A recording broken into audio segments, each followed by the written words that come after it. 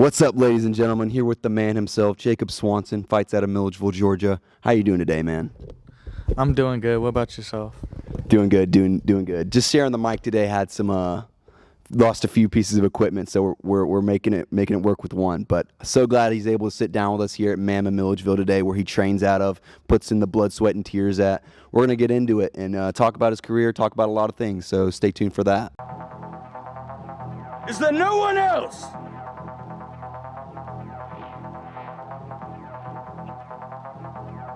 Is there no one else?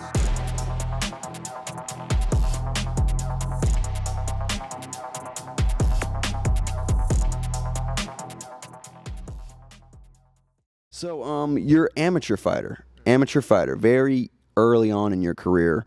I got a lot of stuff that I've set here that I'm curious about your future, your goals, and a lot of the things that a fighter might have as far as aspirations, whether it be in MMA or just other mixed martial arts sports. I know you've done Muay Thai, BJJ, obviously here at MAMA.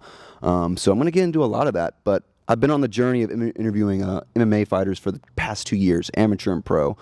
You've certainly, had a very successful run so far, being that you're at amateur 2-0. If you could fill us in, how did you get into MMA? What was the first day in the gym or the spark that told you that you wanted to do this?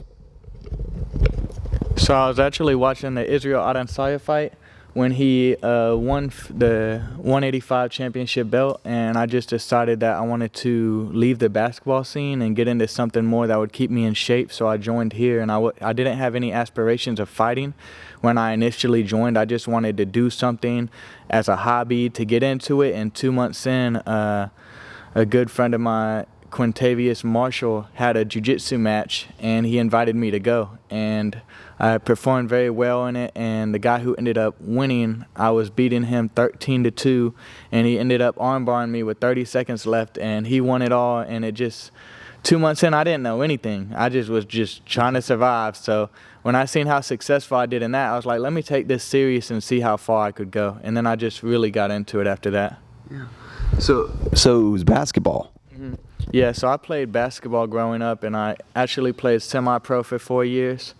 And then I came out here during COVID and got a coaching job at Georgia Military College, so that's where I started. And I was playing pickup, staying in shape, but it wasn't keeping me in the shape as I'm getting older that I wanted to be in. So I was like, let me get into boxing or something like that. And then I saw Israel Adesanya win the belt, and I was like, I want to do that. So I looked up a gym, and there was one right here, right across from where I live. So I came up here and tried it out.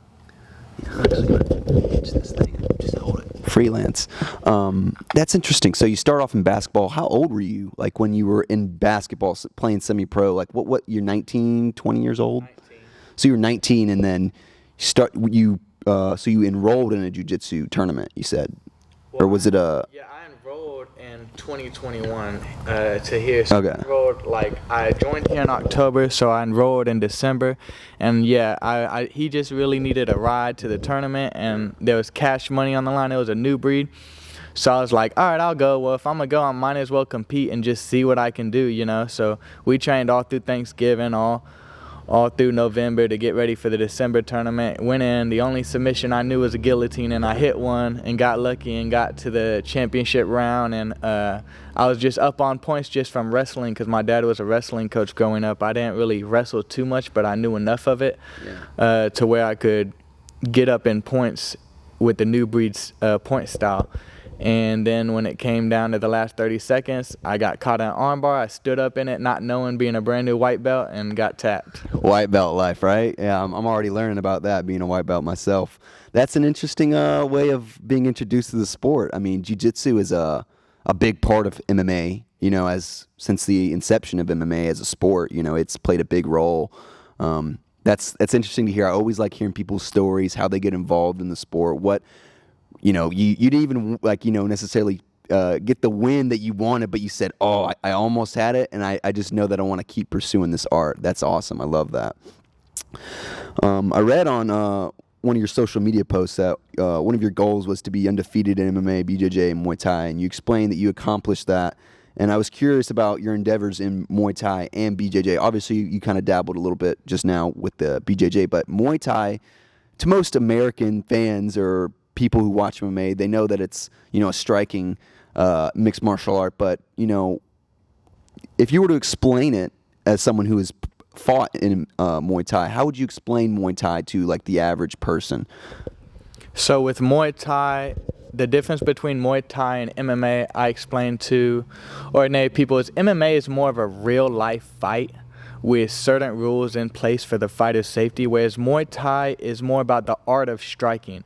Because sometimes necessarily the person who actually won the fight in real life will lose the fight in the eyes of the judges because, like kicks, for example, body kicks score a lot more than leg kicks. So you could leg kick me 15 times, but if I land 2 clean body kicks, I win the fight because it's more about showing off your skills as a striker. That's how I explain Muay Thai. So I competed in jiu-jitsu leading up to my Muay Thai fights every month for 6 months, and I had a very successful endeavor in that. So then I wanted to get into striking, so I signed up for IKF East Coast Classic in Myrtle Beach and ended up winning both of my fights, going 2-0.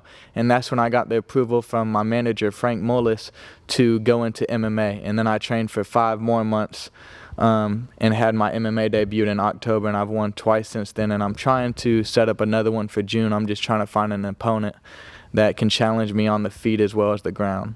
That's interesting. So you, before those Muay Thai fights, did you have a goal of wanting to fight MMA already? Yeah, so once I started seeing that I was being successful in winning my jiu-jitsu matches, I always participated in the striking class, but I was just horrible at it. And about a year in, I started seeing me develop some skill to where I was like, hey, I can compete with some of these guys. So after winning, I won 3 double golds in a row for New Breed, and I was like, all right, let me see what my striking is talking about, because I want to get into MMA, but you got to be able to strike. You can't just grapple. So that's when I went into the Muay Thai fights, and I wasn't really looking to win. I was just looking like, hey, let's see how my striking is. And the goal was, if I won both fights, I'd go into MMA, and if I only won one, then I'd do another IKF Muay Thai kickboxing tournament before going to MMA, and if I lost both, then I'd do 2 more. And I ended up winning both of them, so I went straight to MMA after that. And I guess he was testing you, right? So you wanted to do MMA. He's like, all right, well, let me see what you can do with your hands first, right? We need to test your hands. That's interesting, okay? Because I have never heard of. Well, I'm still learning. I'm still hearing about fighters and how they just progress into MMA and Muay Thai fights before pro MMA fights. Or amateur MMA fights. That's interesting. Interesting, and never heard that one before. But yeah, I guess he has a way of vetting his fighters, bringing them up. He's like, you got to go through the gauntlet first. Let's see what else we got here. So also, you also got your blue belt in BJJ recently. And being that we are here, where a lot of this BJJ training goes on, and you're under Frank Mullis, who's got a deep, deep resume, trained with some of the best in the world, and been around the sport for a really long time. I mean, you just look at this wall in this gym. There's pictures of him with legends and GOATs all around. He's trained with the best, been around the best, and just has the experience and the years in the sport. So what would you say it's like, from white belt to blue belt and training under him? What has that experience been like? So the experience has been great because a lot of times as a white belt, you try and jump the gun on certain opponents or certain matches or trying to get. I wanted to go MMA within my first year, and I'm so glad he made me wait because I don't think I would have had the success I have now if I did. And having a coach like that with the experience and being with these high-level guys, sky's the limit. So now it's not like, okay, let me see how far I can go in middle Georgia. It's I can go all the way to the UFC if God allows it. So with having a coach that has the connections and has the experience like that, it opens you up to train a lot harder because you know that he's going to be able to open doors that you can't open for yourself. So all you have to do is put the work in, and everything else he'll provide. So it's been a great pleasure, and he's also had a lot of great coaches come up here. My favorite in particular is Sean Williams. Up until Sean Williams' first seminar here, I had never gotten a gold medal. After his first seminar, the next day I got my first gold. He came back a few months later. The next day I got my first double gold. And he came back one more time, and since that time I haven't lost in jiu-jitsu, Muay Thai, or MMA. So I really appreciate Frank having these guys come out here and help us and have different coaches give us different looks, and he allows us to put it all together. Yeah, he certainly. It seems like he's got the connections with a lot of people in the community. I mean, he's having these seminars, wrist lock seminars, and then he's always talking about, oh, we're gonna have this guy this weekend. I'm like, okay, he's really embedded in the community. He's got, he can ask him, hey, can you get me someone with this? He probably just dial his phone and probably call him, and they'll be here on a flight. That's interesting. Now, I'm not sure what you got planned for your MMA journey. And you already answered this, and this is what I had, but you obviously want to fight pro, and I don't want to sit here and try and make you give us a date. Amateur careers for a lot of people can be lengthy, can be short. If you were to give us a timeline of a goal of when you'd like to be fighting pro, whether that be like the semi-pro, sub-tier promotions, or a top-tier promotion, what's a goal in mind that you had? So originally, I wanted to do 10 amateur fights like a good friend of mine, Moon Cosme, did, and then go pro, because I see a lot of guys fighting 3, 4, 5 times, going pro, and getting smacked their first 1 or 2 fights. And I think they're jumping the gun way too early on that. I think amateur is where you want to develop your skills to become a professional, not get into the professional reign and then become one. So my goal now is, with the success I've had, is 7 to 10 amateur. Well, I'm about to have my last amateur fight, so amateur advanced. So total, I want to have 7 to 10 fights and then go pro. So my goal is to do that within the next year and a half. I've been fighting 3 to 4 times a year at this rate right now. So I definitely see it happening in the next year, and I just graduated college and I'm getting a job teaching right now, and that will give me the availability to train like a pro. And that's really what I'm looking for. I'm looking for where I can start practicing, instead of doing 1 4-hour session a day, doing 2, 2.5, 3, 4-hour sessions as my fight camp goes along, like these other pros are doing. They're dedicating their whole life into this, and I want to be able to do the same thing, because I've always been taught at this gym that fights are earned, not given. So you have to earn your way to get a fight. You don't just sign up and say, hey, I want to fight. So I want to do things the right way. So I say about a year and a half max before I go pro. All right, that's an interesting. We'll be tuned in for that. I'll be tuned in for that. That's quite the ambitious journey. Because teaching. What is it particularly that you're going to be trying to teach, or are going to be teaching? I'm going to be teaching history. History? Okay. So I'm just trying to think like a schedule like that. So you teach in the morning, then it's like evenings train? Is that how? Is that? It would be like a normal school day, 7 to 3. So normally my practices earliest are at 5:30, latest 6:30, 7. So what I'd be able to do with having a teaching setting, we also have a planning period, which is about an hour long. So my goal is to actually lift weights at the school during my planning period, which kills a great deal of time for me that I have to spend here at the gym. Since I already got my weightlifting done, I can come early to practice, get some fundamental skills going on with the partner, do the class, and then get some work after the class. And that's really what I want to be doing as I go towards my pro career. It's going to be a journey for you, but I know you seem excited. You seem like very well set, like this is it and I'm going to do it. I like it. Now this is just a little off the fly question. Out of all the martial arts, which one is your favorite? My favorite is definitely jiu-jitsu. I love jiu-jitsu, and just the fact that it takes a lot more skill in jiu-jitsu to win a match than it does with striking. In jiu-jitsu, if you get in a bad position, that means you lost 3 or 4 times in a row to get submitted. And for somebody to submit you, they have to beat you 3 or 4 times in a row to get to that submission and beat you. Whereas striking, you can be winning 2 minutes and 59 seconds and get knocked out at the last second, and he only landed 1 punch, but that 1 punch just puts you out. So I feel like striking does take an extreme amount of skill, but you can get lucky. And with jiu-jitsu, you really don't see that. You can't really submit somebody by getting lucky. You have to get in the position, you have to stabilize that position, you have to work towards the submission, and then you have to submit the opponent. So I like jiu-jitsu a lot more because it's more challenging. Absolutely. There's so many too. I've only been a part of jiu-jitsu, like actually sitting during training. I don't know if you put wrestling in there. That's just kind of, you could include that, I guess you could say. It's certainly a base of MMA that a lot of fighters use. I guess it's just kind of seen as more of a collegiate sport these days. But I guess you could throw that in there because it is a base. would definitely say that wrestling is the best foundation for MMA fighters because, in my experience, the wrestlers are the ones who go the farthest. And especially in the amateur scene in Georgia, a lot of these guys are lacking wrestling. So if you got wrestling, you're already 2 steps ahead of everybody. But in general martial arts, I like jiu-jitsu more because when you do have strictly wrestlers come in, they might get to a position, but they don't know what to do from there. So if you mix the two together, that's where you become like a dominant power source right there, is when you got the wrestling and the jiu-jitsu, and then you add some striking on top of that, and nobody can touch you. Damn near full package, almost. Yeah. I like to always make the public aware of, the endeavors MMA or mixed martial artists go through, behind the scenes, leading up to a fight, the training camps. If there's something that you feel isn't recognized / appreciated, what would that be?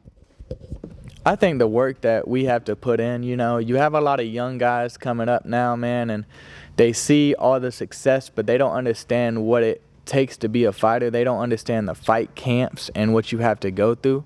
And it's 3 months of hell, to be honest, and that's how you earn your fight, is you put in those 3 months and then you earn your fight and the right to get in that cage, and then you earn your victory. So your win happened 3 months ago by putting in the work. Nowadays, you see a lot of guys come in, they're not training like they need to be.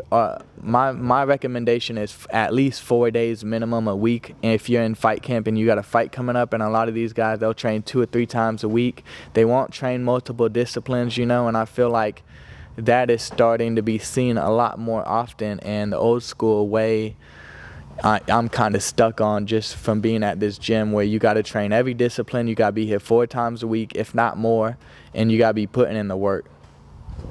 Absolutely, absolutely. One thing I've started doing with these interviews, podcasts, whatever you want to call them, is rapid fire questions. So I say a fighter, and you just describe them with one word. So I just random right off the gut. So I'm going to help you out with this first one, okay? So I'm going to name the fighter. You give me one word. You ready? All right. Israel Adesanya. Intelligent. Alex Baeta. Striker. Yuri Prohaska. A dog. Bo Nickel. Wrestler. I'm trying to think of some more. Cheeto Vera. Work ethic. Piotr Jan. Dog. Sugar Sean O'Malley. Entertaining. Conor McGregor. Motivation. Demetrius Johnson. The GOAT. John Jones. Second GOAT. Okay, that's where it's starting to get contentious. We got to go into Mount Rushmore now. Mount Rushmore. Okay, top 4 MMA GOATs all time for yourself. I got Demetrius Johnson at number 1. Then I would say John Jones as number 2. Then I would give GSP number 3, just because of the accolades his opponents have had. And then number 4 would be McGregor for me, because in my opinion, he's what made MMA so popular today. He really did. I mean, if you just look at the jump in popularity from when he came in, it was like none other. Like, he had the entire nation of Ireland behind him, which was polarizing to see. Just an entire nation coming to support him, and then when he goes to fight, for the belts, it seemed so much more bigger than your just average title fight nowadays. There's so much of a build up, so much of a tension. He loved the trash talk. The trash talking was a big part of it. But he was also one that would speak so much trash, trash talk so much trash, but he would back it up 100%.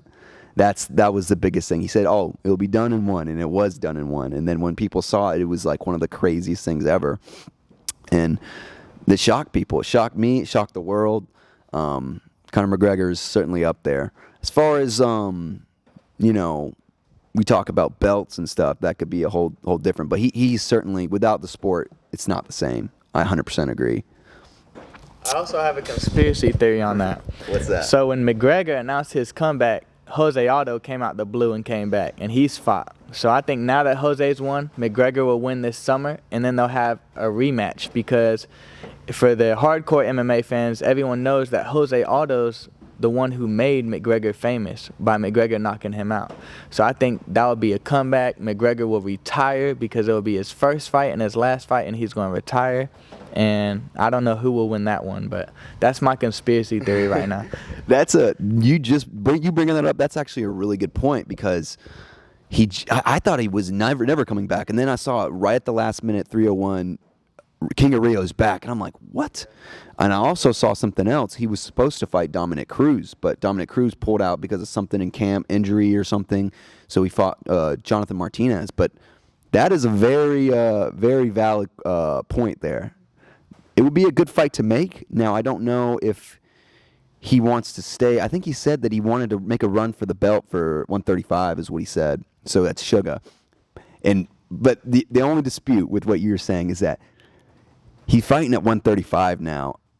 Imagine getting Aldo up to 70, because that's where Connor's fighting Chandler at. He's fighting Chandler at 70, and I'm just like, I don't think you're getting Connor to cut any lower than maybe you have to beg him to cut to 155. Yeah, they might meet at 155, but I honestly think Jose could walk through Sugar's show right now.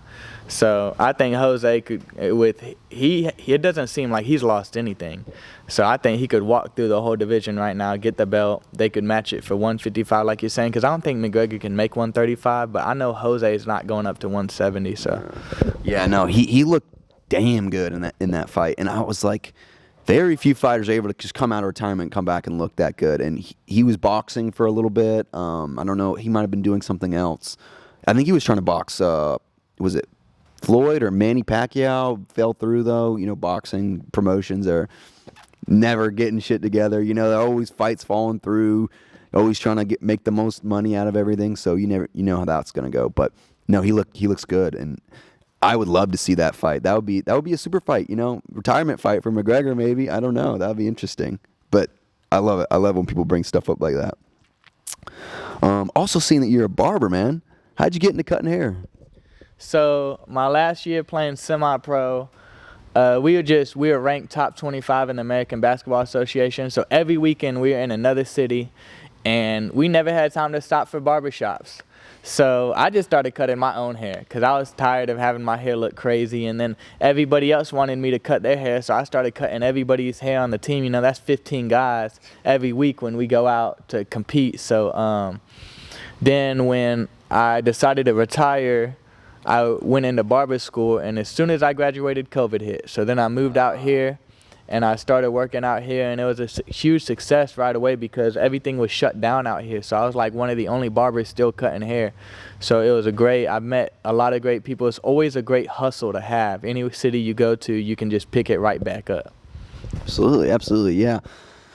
They're certainly growing in numbers. I feel like I see a lot of accumulation of shops where it's like a bunch of startup guys are just now getting into cutting hair, and they all have like their own chair, and it's interesting to see how that grows, because growing up I feel like you just go to Sports Clips, Great Clips, or there's like a guy that owns a barbershop by himself. That's just me personally, but that's interesting to see, you know, people just picking it up and making something with it. It seems like it's so much more common now. Yeah, it is a lot more common. When I first moved out here, there were only 3 good barbers, and now there's about 13. You see one on every street now, so I definitely believe it's a lot more popular, and I think social media has a lot to do with this, that a lot of barbers now are famous because they're influencers and stuff, and it's, you know, promoting the younger generations, and they're seeing, hey, you can make a lot of money doing this, which you can. If you're in a big city, you can make a lot of money.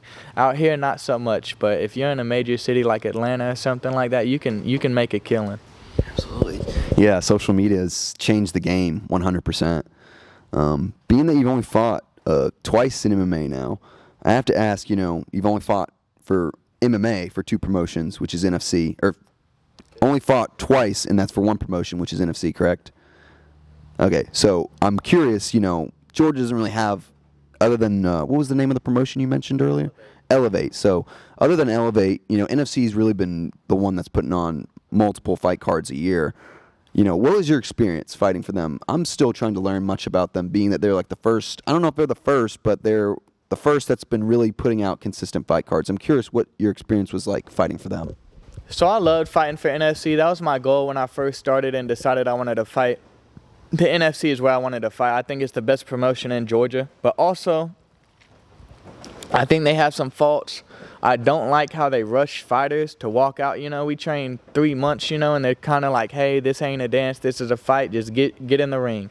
You don't get to enjoy your walkout. You don't get the crowd into it, and it's not as an entertaining fight. And the fighters as well aren't mentally as locked in as they could be, which would make for a greater spectacle. So I think they should stop rushing fighters' walkouts for sure. And I also think they should make the cards a little smaller. You know, that's one thing that I really appreciated about Elevate is they didn't, as I watched and some friends compete in it, they didn't rush the fighters' walkout, and it made the whole crowd engage into it. And also, they only have 12, 13 fights a night. So, you know, by the last card, you're getting a little tired, and you want to. By the last fight, you're getting a little tired and want to leave, but you can stay for it. Whereas NFC, you know, I haven't had family stay for an entire card yet because my first card, it was like 22 fighters, 22 fights, and my last card was like 18. And, you know, my last one, it was started at 5 and didn't end till 11:30. So a lot of people aren't going to stay and watch fights for 6 hours, especially if they're not into MMA like we are. You know, I'll stay all day and watch it, you know, but the average person isn't. And one thing that I've been seeing about the NFC that takes away from the fighters is by the time you get to the championship fight, if you look at the crowd, 80% of the people have left. You know, if I'm headlining a fight, if I'm the last fight of the night and I'm fighting for a belt, I want to see a full crowd, you know? So in my experience, fighting in the middle is the best for the NFC because the crowd is still there and everybody's came and sat down. If you fight too early, they're not there yet. And if you fight too late, everyone's gone. So I think the card should be shorter and they shouldn't rush the fighters' walkouts. But everything else I love. I love Jesse and his matchmaking abilities. And that's definitely the promotion I'm going to continue to lean towards. Absolutely. And you mentioned one, Relentless, you said? The other promotion. Elevate. Gosh, I'm gonna forget that like 2 more times. But Elevate, out of Canton, Georgia, you said? I'll have to do some research on them. I'm curious about the MMA scene here in Georgia and how it's slowly building up. I mean, I know with NFC, you know, they're putting on a lot of amateur fights and a lot of people who are just getting started, but you got to start somewhere. Elevate MMA. I'm glad to see that they're growing, and there's an MMA scene here growing in Georgia. Like I said, it needs to grow. Like this is where were you born and raised here?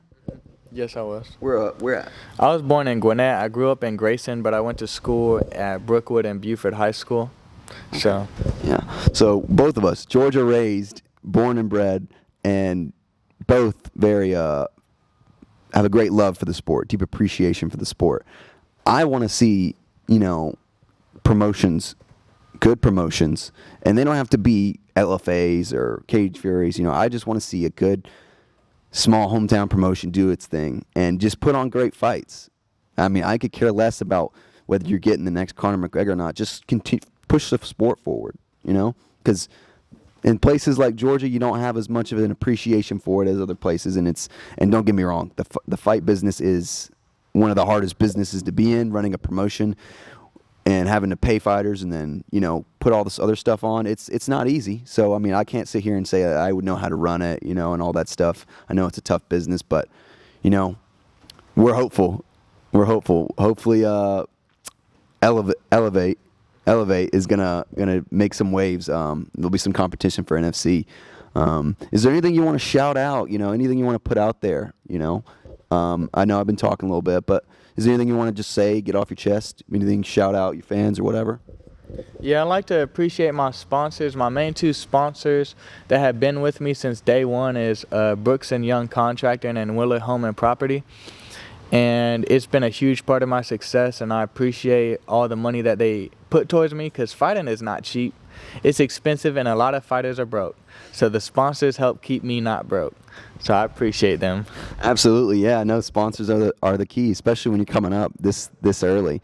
Well, that's Jacob Swanson, ladies and gentlemen. Thank you for sitting down with me, man. I appreciate it. Hey, we'll see you next time.